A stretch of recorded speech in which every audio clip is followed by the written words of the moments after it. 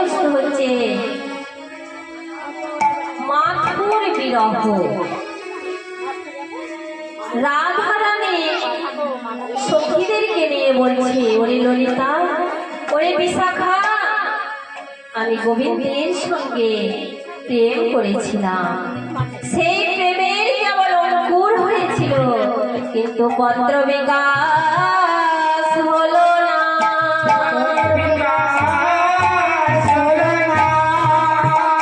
প্রেম ওই অঙ্কুর জাত এত ফেল, আরে না ফেল যোগল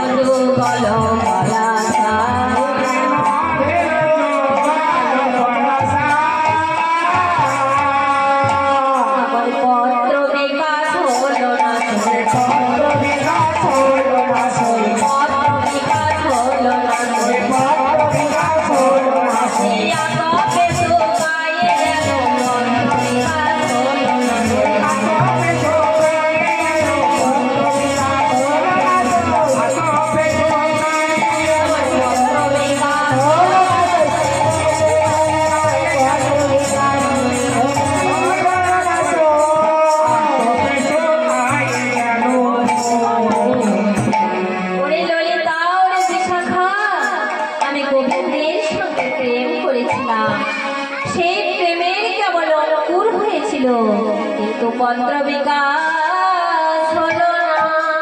পত্র বিকাশ হলো না। এই পতি পদ চাঁদয় উদয় হয়েছে যামি, পতি পদ চাঁদয় উদয় হয়েছে যামি, পতি পদ চাঁদয় উদয় হয়েছে যামি, পতি পদ চাঁদয়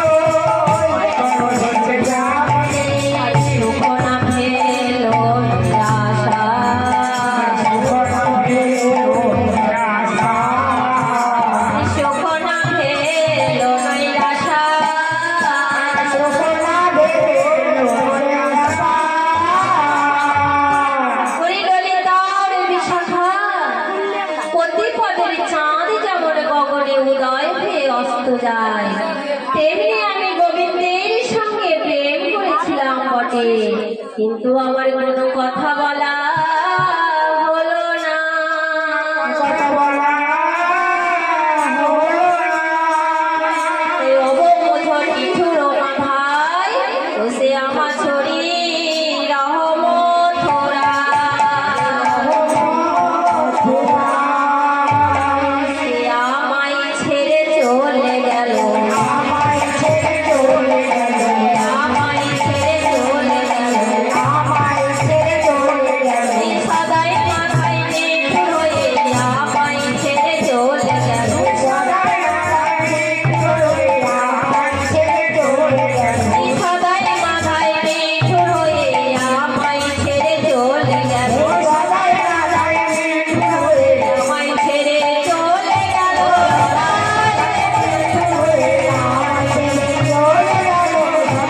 মাথায় নিঠুর হয়ে আমায় ছেড়ে চলে গেল,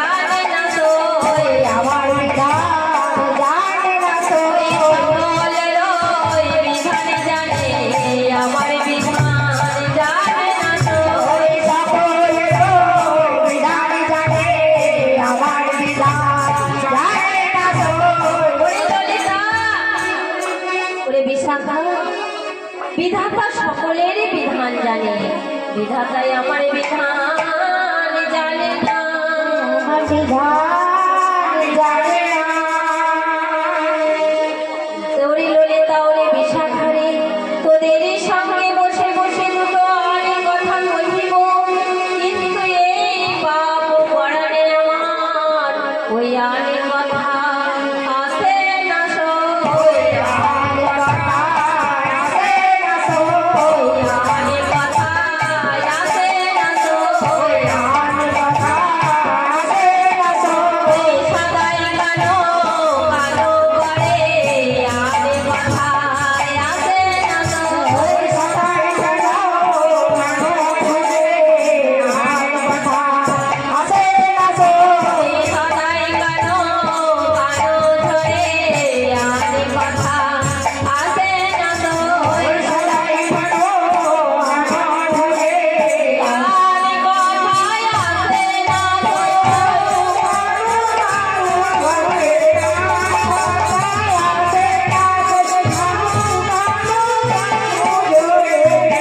আরে কথা আসে না বনয়ে বিদ্যাপতি নিগুণ মাধব গোবিন্দ দাসী কহে হিয়া নয় হে তাই ভাবাবেষ্ট পদকর্তা গোবিন্দ দাস এক পাশে দাঁড়িয়ে বলেছে, আমি বড় আশা করে এসেছিলাম এই মধুর বৃন্দাবনে রাধা কৃষ্ণের যুগলে মিলন দর্শন করব বলে, কিন্তু আমার মনের আশা মনে রইল, আমার আশা পূরণ হলো না।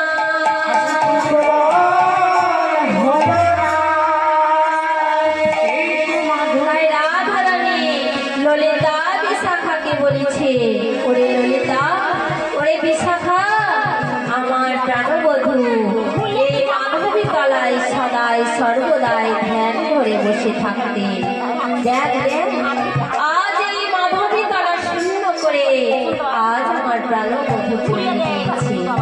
তাই এই তো মাধবী তলে আমার লাগিয়া প্রিয়া যোগী যেন সদায় ধ্যান।